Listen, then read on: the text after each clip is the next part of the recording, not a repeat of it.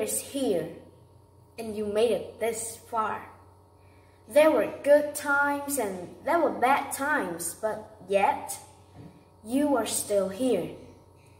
You made it this far because something kept you going, something kept you believing, and something helped you to understand that the fight was not over yet. This is a year that is soon to come to a close, and there will be a new year, and great opportunities will be waiting for you. But let's get back to 2019. Let's talk a little bit about what you've been through this year.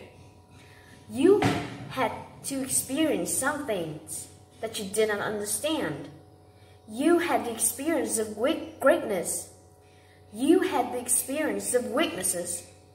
Since you are at the experienced thing that no one can understand, but you are the one that has to be responsible to go through it. You were put on your back, and you probably thought that you didn't have the ability to come back. But today, sometimes you may hear people saying that they're getting old. You're not getting old, you're just getting blessed.